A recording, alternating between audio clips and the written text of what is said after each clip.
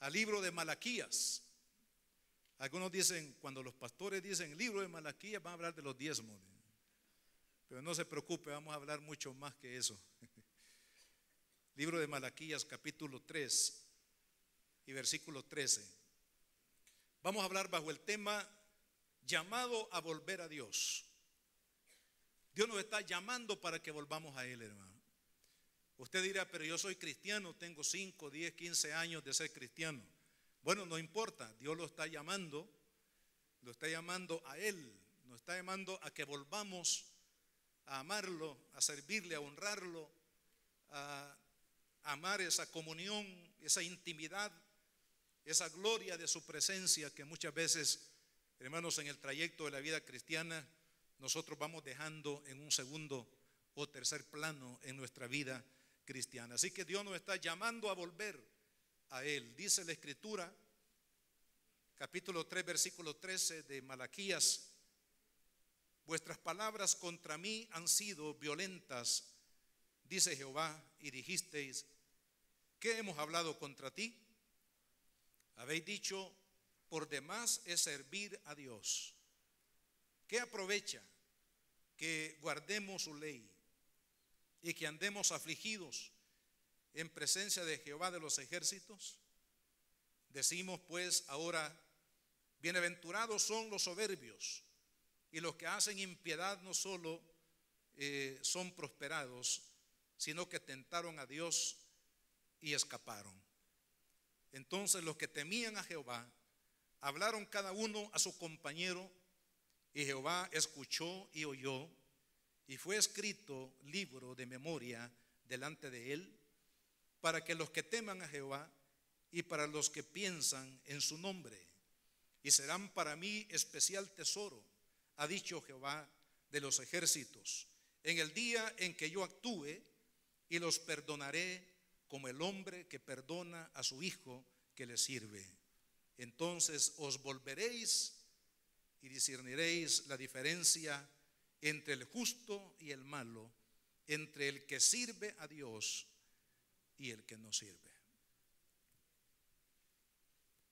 Llamados a volver a Dios, para que podamos conocer, hermanos, un poquito de la vida de Malaquías, el profeta de Dios. En algunos casos hay muy poca información de la vida, aparte pues de las profecías que estos siervos dieron en nombre del Señor, de su vida personal.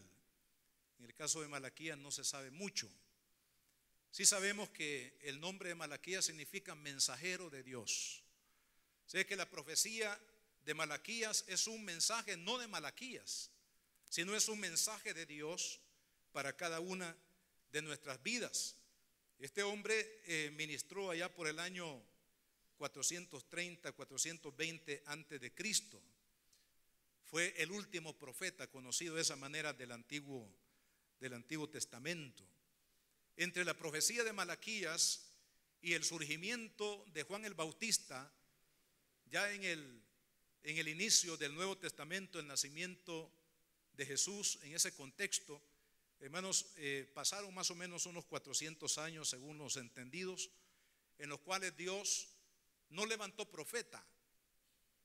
No digo que Dios no habló en ese periodo, pero no hubieron profetas desde Malaquías hasta Juan el Bautista. Algunos le llaman tiempo de silencio de Dios para su pueblo. Sin embargo, hermanos, Dios usó de una manera muy maravillosa la vida de Malaquías para hacer volver al pueblo en un tiempo, hermanos, tan difícil. Porque Malaquías fue contemporáneo de Nehemías. Usted recuerda que Nehemías fue un líder que después de la cautividad de Babilonia, en Babilonia por 70 años, Dios utilizó a un rey inconverso llamado Ciro para restaurar a su pueblo. Así que un remanente vino, primero con Esdras, luego con Nehemías, hermanos, para restaurar el culto a Dios. Restauraron el altar. Este pueblo por más de 70 años no había podido, hermanos, honrar y rendir culto a Dios porque eran esclavos en Babilonia. Pero aquí, hermanos, Dios permite que este pueblo restaure el altar, restauren el templo, porque ya en lo que leemos aquí con los levitas que ministraban en el tiempo de Malaquías, entendemos que ya el culto había sido restablecido, hermanos, en el templo, las ofrendas, los sacrificios delante del Señor y también la ciudad. Pero vea la ironía, hermanos, de las cosas que suceden. Porque este pueblo había sido enviado a Babilonia por 70 años como un juicio divino a causa, hermanos, del pecado que había en su corazón. Pecado de inmoralidad sexual, pecados de injusticia, pecados, hermanos, de idolatría, aún de ocultismo. Este pueblo, hermanos, en la tierra de Canaán se contaminó con todo tipo de adoración y todo tipo de culto e ídolos que ellos, hermanos, ofrecieron a dioses extraños. Entonces Dios, por estos pecados que he mencionado, los envió cautivos durante 70 años en Babilonia. Digo la ironía porque cuando leemos el libro de Malaquías, encontramos a un pueblo, hermanos, que en la condición espiritual casi era similar a la condición antes que ellos fueran enviados a Babilonia como juicio de Dios para purificar a su pueblo. Habían pecados ahí. Yo digo que pronto, hermanos, muchas veces los seres humanos abandonamos a Dios. Que pronto cambiamos la gloria de Dios por un sistema religioso. Un sistema religioso, hermanos, que no tiene vida, la vida del Espíritu. Y este pueblo, aunque ya habían restablecido el culto, habían levantado el altar, el templo, ya habían restaurado el sacerdocio para ministrar. Sin embargo, hermanos, Malaquías menciona 7 pecados que habían en el pueblo. Se los voy a mencionar. Primero, indiferencia al amor de Dios. Segundo, la impiedad en el sacerdocio o en el ministerio, en el altar. Tercero, la deslealtad en el matrimonio, el repudio, el rechazo del hombre a su cónyuge. Número 4, atribuirle injusticias a Dios. Número 5, la hipocresía religiosa y una adoración tibia delante del Señor. Número 6, no darle a Dios la preeminencia por el amor al dinero. Y número 7, atribuirle a Dios una justicia tardía. Por lo menos le menciono estos 7 pecados que vemos aquí en la lectura de esta profecía. Probablemente usted pueda descubrir otros pecados más que estaban en el corazón. Amado hermano, si usted y yo no nos entregamos a Cristo, si no hacemos una decisión seria, un compromiso, hermano, 100% con el Señor, sabe, el pecado nos va a alcanzar de nuevo. De todo aquello que usted le pidió perdón, de todo aquello que se ha arrepentido, amado hermano, si no hay un compromiso, una entrega total al Señor, esos mismos pecados los vamos a retomar en algún momento de nuestra frialdad espiritual. Y es lo que pasó con este pueblo. Dios los había llevado, hermanos, para purificarlos en Babilonia, al grado que Jeremías llamó a ese tiempo, le llamó, hermanos, el tiempo del horno de la prueba. O sea, así lo llamó Jeremías, horno de la prueba. Un lugar donde Dios, hermano, metió a su pueblo para purificarlo de todos estos pecados que los llevaron allí. Pero más o menos unos 80 años después, el pueblo estaba en la misma condición. Hermanos, si usted y yo no buscamos a Dios, si realmente, hermanos, no hay una decisión en nuestro corazón de entregarnos de una manera total, de dejar de jugar, hermano, a lo religioso, al culto de domingo y hacer lo que yo quiero durante todos los días de la semana, amado hermano, a presentarle a Dios una adoración tibia y fría en nuestro corazón y creer que con ello hemos agradado a Dios y que estamos, hermanos, seguros de que nos iremos al reino eterno de Cristo cuando Él venga, estamos equivocados. La Biblia dice que Jesucristo viene pronto, amén. Parece una frase así ya repetitiva que muchas veces ya no tiene mayor valor en nuestra mente. Pero amado hermano, eso es lo que dice la Biblia, que Jesucristo viene pronto. Él dijo, vengo en breve. Y así lo dijo el Señor. Y aun cuando han pasado 2000 años de que Jesús declaró que venía en breve, no olvide que la Biblia dice que para Dios 1000 años es como un día. Así que solo han pasado 2 días. Al tercer día, probablemente, hablando en el sentido profético de la venida del Señor, el día que Dios ha señalado en su calendario, hermanos, Cristo viene por su iglesia. Esa es una de las grandes doctrinas de la Biblia, el regreso de Jesucristo. ¿Cuántos están esperando a Cristo, hermano? Esa es una de las doctrinas más gloriosas de la Biblia, el hecho de que Jesús volverá por su iglesia. Ahora, si esto, hermanos, es una realidad, surge una pregunta: ¿estamos preparados para su venida? ¿Estamos viviendo, hermanos, el tipo de vida que Dios espera que vivamos para tener, hermanos, el derecho de entrar a su gloria cuando Él venga? ¿Estamos viviendo en su voluntad? ¿Estamos haciendo lo que le agrada? ¿Estamos viviendo de acuerdo, hermanos, a lo que Él espera de nosotros? La calidad de vida cristiana o de discípulos de Cristo que Él espera, la medida, hermanos, de fe que Él espera de cada uno de nosotros. ¿Estamos haciendo su voluntad? ¿Estamos viviendo en su presencia? Si esto no es así, hermano, entonces es necesario aceptar el mensaje de Dios a través de Malaquías, de volver a Dios, que haya un regreso de nuestro corazón a Dios.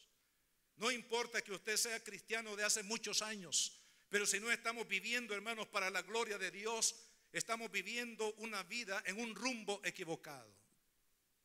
Y tenemos que volvernos al Señor. Cuando hablamos de la profecía de Malaquías, para entrar en detalle, hermanos, en primer lugar, veamos la indiferencia al amor de Dios. Dice lo que dice en el capítulo 1, versículo 1, vayamos ahí, dice: profecía de la palabra de Jehová contra Israel por medio de Malaquías. Versículo 2, dice: yo os he amado. Yo os he amado, dice Dios. Y dijisteis: ¿en qué nos amaste? ¿No era Esaú hermano de Jacob, dice Jehová, y amé a Jacob, y a Esaú aborrecí, y convertí sus montes en desolación, y abandoné su heredad para los chacales del desierto? Cuando Edom dijere: nos hemos empobrecido, pero volveremos a edificar lo arruinado, así ha dicho Jehová de los ejércitos: ellos edificarán y yo destruiré, y le llamarán territorio de impiedad y pueblo contra el cual Jehová está indignado para siempre, y vuestros ojos lo verán, y diréis: sea Jehová engrandecido más allá de los límites de Israel. Dios les dice: yo los amo. Había, hermanos, una evidencia enorme. Había años de historia en el pasado a partir de este punto hacia atrás. Por amor, Dios había levantado a Abraham, de sus lomos levantó a este pueblo. Hermanos, lo bendijo, lo sacó de Egipto, lo sustentó por 40 años en el desierto, los alimentó, los guardó, los protegió. Amado hermano, esas son evidencias del amor de Dios, de que Dios estaba con Israel y lo amaba. Aún la elección que Dios hizo de aborrecer a Esaú y amar a Jacob era parte, hermanos, de la misericordia y el amor de Dios para con Israel. Y a propósito, no es una elección arbitraria la que Dios ha hecho sobre Esaú y Jacob. Este es uno de los puntos teológicos que algunos ocupan para decir que Dios elige a los que va a salvar y elige a los que se van a condenar de una manera arbitraria. Sin embargo, hermanos, esto tiene un trasfondo. ¿Por qué Dios aborreció a Esaú? Porque Esaú, hermanos, rechazó la gracia de Dios sobre su vida, rechazó la primogenitura. Tendríamos que leer Génesis 25 y 26, 27 para entender, hermanos, cuál era el corazón de Esaú. Dios lo rechazó porque Esaú tenía un corazón, hermanos, egoísta, un corazón donde no cabía el amor de Dios. Cuando hablamos de la primogenitura, estamos hablando de la bendición que Dios otorgaba al primogénito, hermanos, para hacer posible que a través de esa descendencia viniera el Mesías. Cristo está relacionado con Cristo. La actitud de Esaú de rechazar, hermanos, la primogenitura es un rechazo a Cristo, es un rechazo al plan de Dios, es un rechazo al amor de Dios, es un rechazo, hermanos, a la misericordia de Dios sobre su vida. ¿Por qué? Porque él quería vivir una vida, hermanos, independiente de Dios. Y claro, cuando hay una actitud así de un hombre que no quiere nada con Dios, de una persona que quiere vivir su vida a su modo, hermanos, ese rechazo definitivamente lo hizo merecedor de que Dios lo aborreciera. Porque todo aquel que aborrece a Dios, Dios lo va a aborrecer también. Pero la elección de Jacob, siendo, hermanos, el menos digno, siendo el usurpador, siendo, hermanos, el hombre que usaba de astucias carnales para lograr los fines para su propio provecho, para su propio beneficio. Pero a pesar de que este hombre, hermanos, era un hombre carnal, era un hombre, sin embargo, era un hombre que estaba dispuesto o estuvo dispuesto a amar a Dios, a rendir su vida a Dios y a hacer la voluntad de Dios. Hermanos, Dios nos ha amado, nos ha bendecido. Hay evidencia del amor de Dios por miles alrededor de nuestra vida. La Biblia dice: de tal manera amó Dios al mundo que ha dado a su Hijo unigénito, para que todo aquel que en él cree no se pierda, mas tenga vida eterna. El amor de Dios se ha manifestado de manera plena, hermanos, en la persona de Cristo, en el derramamiento de su sangre en la cruz del Calvario, la muerte de Cristo, la resurrección de Cristo, la glorificación de Cristo, hermano, es evidencia del amor de Dios, del perdón de nuestros pecados, de una oportunidad, de una vida nueva, la oportunidad, hermano, de un cambio en la eternidad, la vida eterna. Hermano, todas estas son evidencias del amor de Dios, y Dios quiere que nosotros correspondamos ese amor, que no ignoremos el amor de Dios, que no ignoremos que Dios nos ama. ¿Sabe que estar aquí es una evidencia de que Dios nos ama? Porque nos dio vida y porque nos dio una oportunidad y porque puso, hermanos, en nuestro corazón el deseo de venir para engrandecer el nombre de Dios. Amado hermano, no ignoremos el amor de Dios. Dios te ama, con amor eterno te ha amado, dice Dios, pero Dios quiere que nosotros correspondamos ese amor, como en toda pareja, ¿verdad?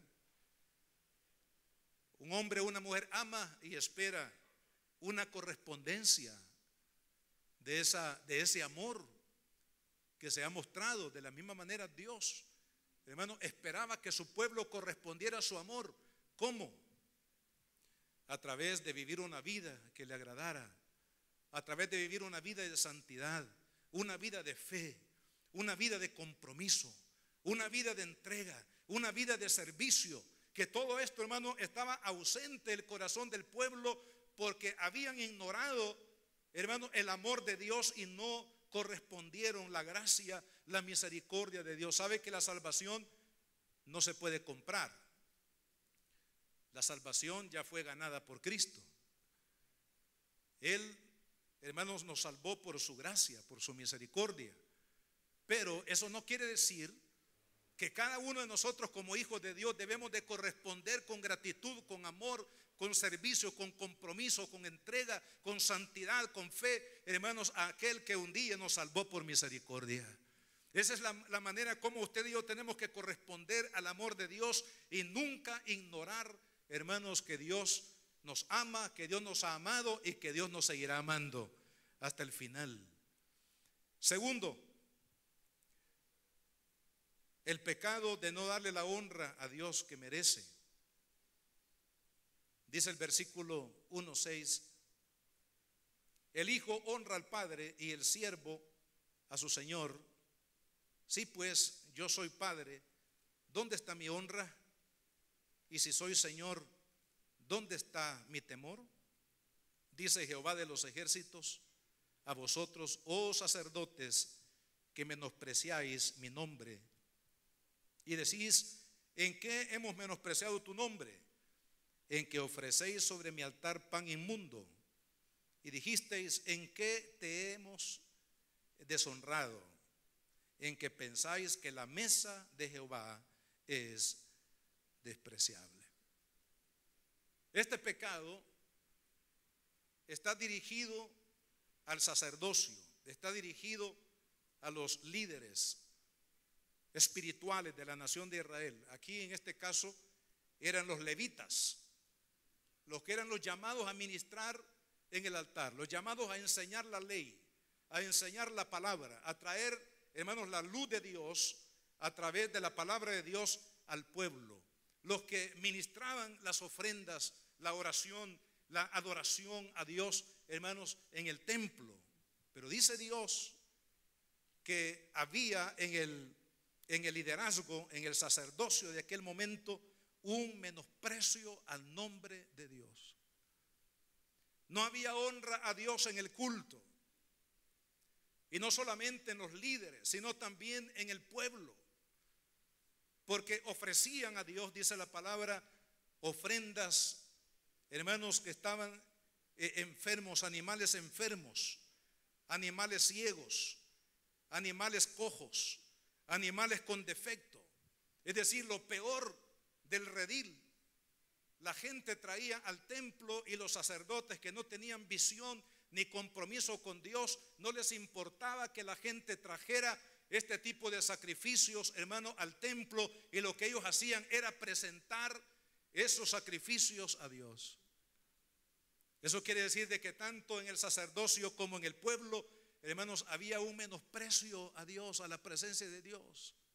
Amado hermano, cuando no amamos a Dios, cuando no estamos dispuestos a servirle de todo corazón, cuando le damos a Dios lo que nos sirve en nuestra vida, el tiempo, hermano, menor posible, las obras de nuestro servicio, las obras de nuestro tiempo, las obras de nuestro dinero, las obras de nuestra adoración, hermano, todo eso definitivamente no está manifestando lo que Dios representa, lo que Dios significa en medio de su pueblo.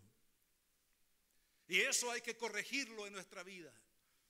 Si no le estamos dando a Dios, hermano, lo mejor de nuestra vida, si no estamos viviendo para la gloria de Dios en nuestra vida, eso tenemos que corregirlo en nuestra vida, porque tarde o temprano, hermano, el pecado de deshonrar el nombre de Dios y no darle la gloria o menospreciar a Dios como lo hizo Esaú, va a traer, hermano, maldición a nuestras vidas. Y eso es lo que precisamente Dios dice acá en el juicio que Él declara, hermanos, sobre los levitas que no corrigieran el camino de su servicio al Señor. Amado hermano, en el culto Dios es lo más importante. Cuando usted viene a la iglesia, darle la gloria a Dios, honrarlo, bendecirlo, debe de ser lo más importante que esté en su corazón. Nunca usted debe de venir, hermano, pensando en qué es lo que voy a hacer es decir, económicamente muchas veces, o en materia de otros aspectos de la vida. Voy a ir a recibir, a lo mejor Dios me va a hablar y me va a multiplicar los bienes, me va a dar salud. Todo eso, hermano, está dentro del plan de Dios, pero no debe de ser lo primario cuando usted y yo vamos a la presencia de Dios. Lo primero debe de ser honrar a Dios, decirle: Señor, toda aquella basura, todo aquello que no te glorifica, todo aquello que no te honra en mi vida, quémalo. Señor, yo quiero vivir para ti, quiero darte mi mejor ofrenda, la ofrenda de mi vida, la ofrenda de mi corazón. Vea lo que dice el versículo 1:11, porque desde donde el sol nace hasta donde se pone, es grande mi nombre entre las naciones, y en todo lugar se ofrece a mí, a mi nombre, ¿qué dice la palabra? Incienso y ofrenda limpia. Eso era lo que los levitas debían de hacer, darle a Dios lo mejor, como estaba escrito en la palabra, que debía de ofrecerse al Señor lo mejor del rebaño, no lo peor del rebaño.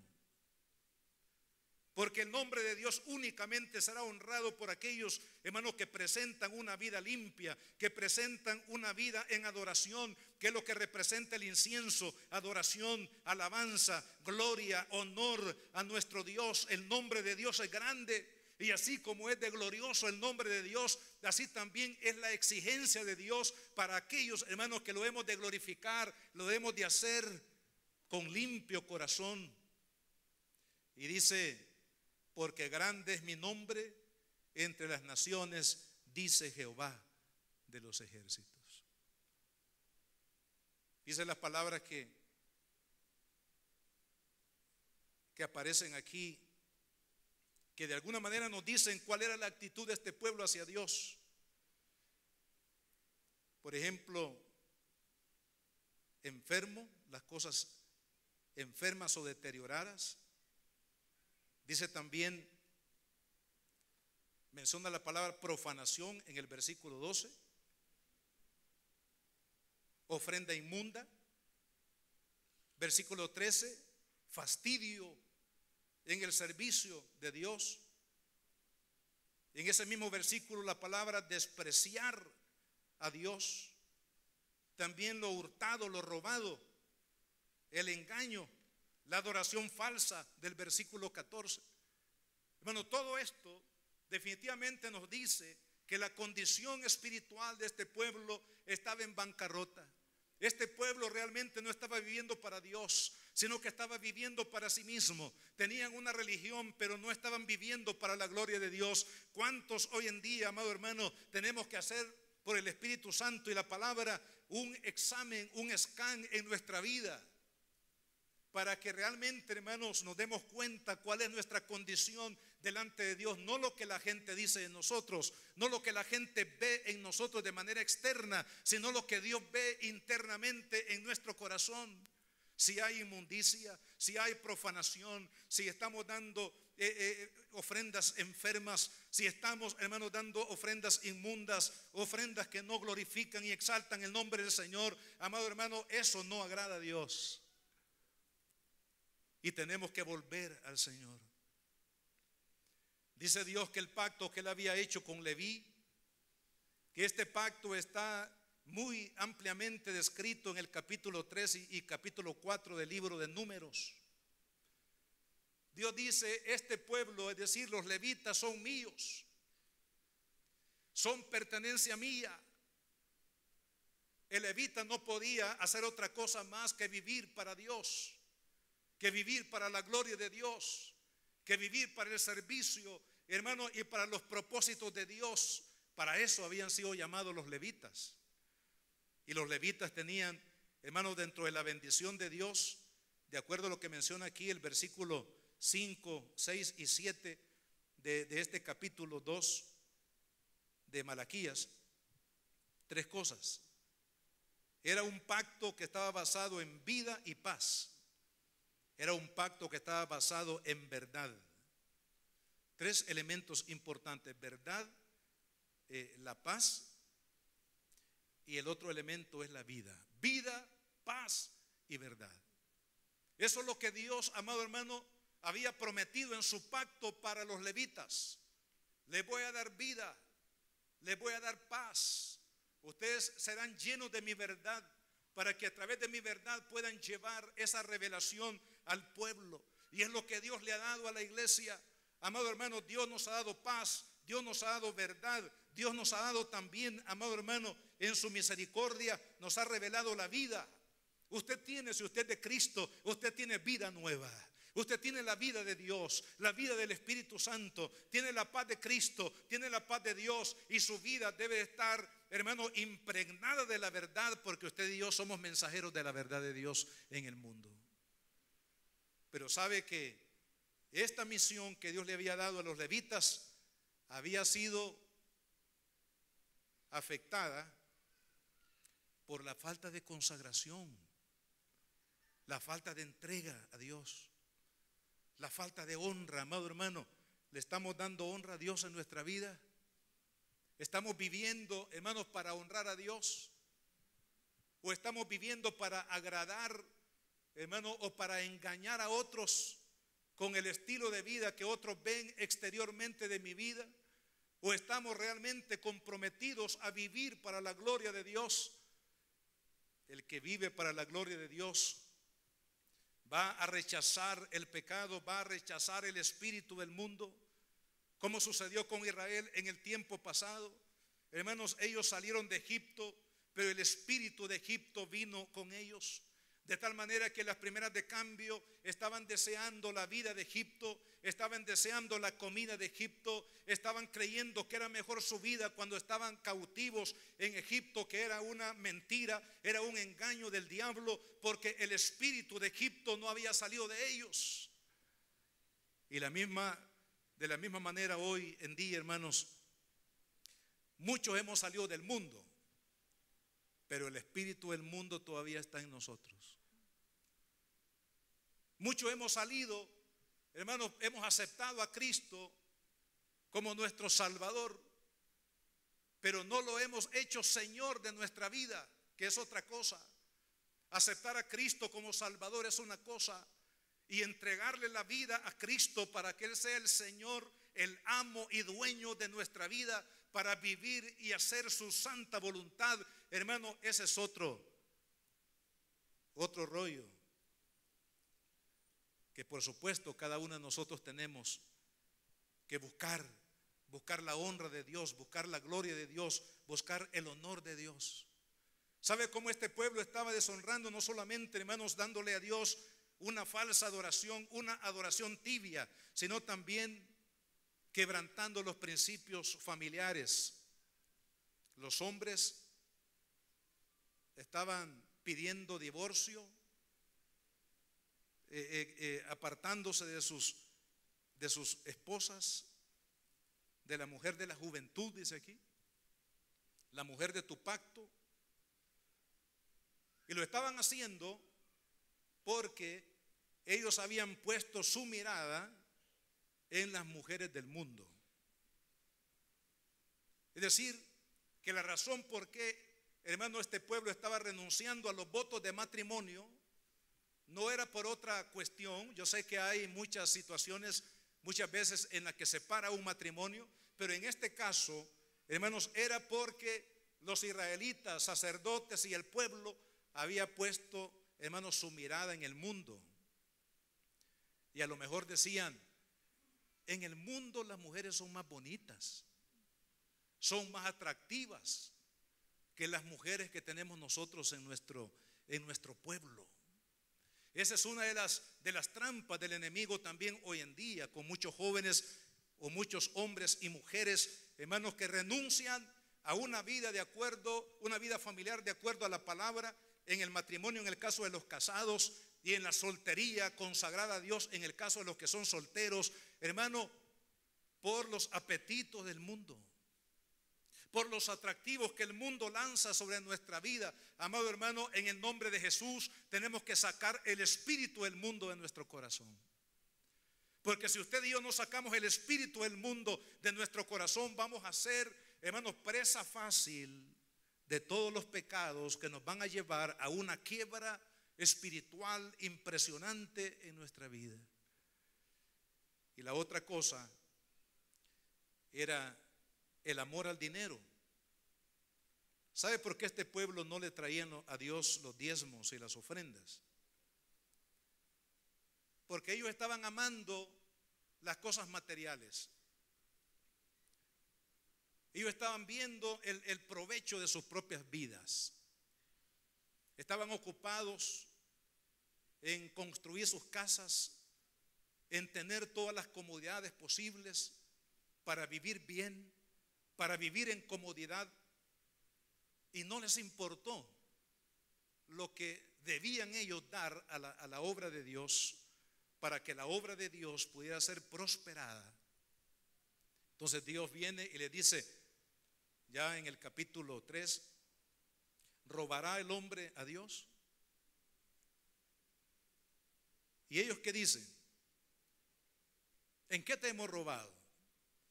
Mire hermano, cuánta ignorancia espiritual hay muchas veces cuando estamos lejos de Dios.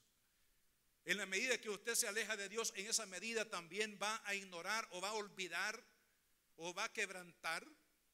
Es el peor pecado, sabiendo lo bueno no hacerlo, hermanos, por causa precisamente del espíritu del mundo.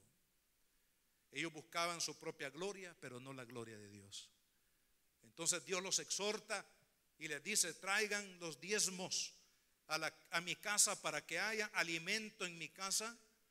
Es decir, para que el culto de Dios, hermanos, sea realizado, que el culto de Dios sea sostenido, que la obra espiritual de Dios pueda ser sostenida y llevada, hermanos, a las naciones del mundo, la predicación del evangelio. Y cuando ustedes lo hagan, yo voy a abrir los cielos y voy a derramar bendición hasta que sobreabunde sobre ustedes. Pero la razón por la cual ellos no estaban, hermanos, dándole a Dios de sus ofrendas, de sus diezmos, era por su egolatría. Era por la búsqueda de su propio beneficio. Y de esa manera abandonaron las responsabilidades, hermanos, que ellos tenían para con Dios. Hoy en día, de la misma manera, ¿sabe? Siempre hay una controversia en algunos, gracias a Dios que no en todos, pero cuando se habla de darle a Dios ofrendas, diezmos, promesas de fe en la obra misionera, siempre hay controversia, siempre hay alguien que contradice y dice: mire, pero eso no está en la Biblia, pero eso no es bíblico, eso no es del Nuevo Testamento, eso es del Antiguo Testamento. Y comienzan las controversias. No, es que no es del Antiguo ni es del Nuevo Testamento. Es el hecho de que Dios, hermano, es el que provee, el que suple, el que nos da todo lo que usted y yo tenemos u obtenemos. De Dios viene toda bendición, de Dios viene la vida, de Dios viene, hermanos, la salvación, de Dios viene la gracia, de Dios viene también, hermanos, el trabajo, de Dios viene la sabiduría para trabajar, de Dios viene toda dádiva y todo don perfecto viene de Dios. ¿Y sabe cómo nosotros reconocemos esa verdad de que todo viene de Dios, lo espiritual y lo material? A través de darle. Interesante lo que dijo David. El rey David dijo: de lo que he recibido de tu mano, de eso mismo te doy. O sea, cuando alguien le da a Dios, le está dando para decirle a Dios: gracias por lo que me has dado. Reconozco que de tu mano ha venido toda bendición sobre mi vida. De la misma manera, decirle: gracias, Señor, por la esposa que me has dado. La voy a cuidar, la voy a amar, la voy a honrar. Señor, bendice mi matrimonio, para que mi matrimonio permanezca firme, que no haya en mis ojos ninguna pasión desordenada que me lleve a renunciar a mi familia, a repudiar a la mujer de mi juventud. Eso es, hermano, la actitud de todo cristiano, la actitud de todo hijo de Dios, que debe estar en el corazón. Pero claro, como ellos se habían apartado de Dios, hermano, todos estos pecados se incrustaron en sus corazones para deshonrar a Dios. Y hermano, Dios quiere, Dios nos está llamando. Cristo viene pronto. La Biblia dice que Él vendrá por una iglesia gloriosa, sin mancha y sin arruga. Esa iglesia santificada en el fuego del Espíritu, esa iglesia arrepentida, esa iglesia consagrada, esa iglesia, hermanos, que está dedicada para Dios, es la iglesia que se irá con Jesús cuando Él venga, hermano. Mire lo que dice la Biblia. Dice: 2 mujeres estarán trabajando ahí en el molino. Una será tomada y la otra será dejada. 2 estarán trabajando allá en el campo. Uno será tomado y el otro será dejado. 2 estarán durmiendo en su cama. Tenga cuidado, esposo o la esposa. Dice: 2 estarán durmiendo en la cama. Uno será tomado y el otro será dejado. ¿Qué significa eso, amado hermano? que no todos aquellos que acuden a las iglesias, no todo aquel que dice que Jesús es su Salvador, no todo aquel que va, hermanos, y se congrega, realmente está preparado para la venida de Cristo. Tenemos que estar preparados para la venida de Cristo, ¿sabe? Hermanos, viviendo una vida de santidad, honrando a Dios, dándole la gloria, el culto que Él merece como nuestro Dios. Y cuando nuestra vida está consagrada, dedicada, hermanos, y hemos renunciado a todos estos pecados y a muchos pecados más que el Espíritu Santo revela a nuestro corazón, cuando usted renuncia a esa vida, hermano, cuando usted renuncia a ese estilo de vida cristiana que usted mismo ha fabricado, de que usted cree que viviendo así la vida cristiana está bien seguro que se irá al cielo. Pero amado hermano, no se trata de que yo haga mi sistema de vida cristiana, no, se trata de que yo viva lo que Dios dice. El sistema de vida cristiana está aquí en la palabra, hermano. Lo que le agrada a Dios, lo que yo debo de hacer, no lo que yo me he inventado que es la vida cristiana, no, lo que Dios me pide, lo que Dios demanda de mi vida. Y cuando estamos dispuestos, hermanos, a entregar nuestra vida, entonces vamos a ver la gloria de Dios. Y sabe, cuando la iglesia, hermanos, viva en la gloria de Dios, vamos a ser más efectivos en la misión que Dios le ha entregado a la iglesia, que es llevar el evangelio a todas las naciones. Hermano, ¿cómo está su corazón esta mañana? ¿Cómo estamos viviendo? ¿Qué es lo que Dios demanda de nosotros? ¿Qué es lo que Dios, amado hermano, está pidiendo de nosotros? Volvamos a Dios, arrepintámonos de ese tipo de vida, estilo de vida que estamos viviendo. Amado hermano, arrepintámonos, pidámosle perdón al Señor, volvámonos a Él.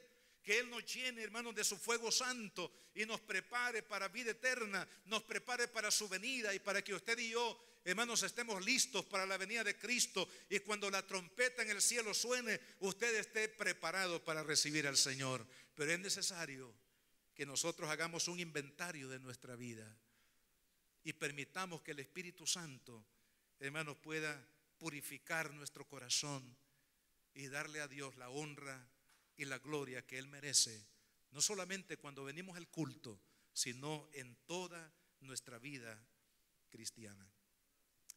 Oremos. Padre, gracias te damos, Señor, este día, oh Dios.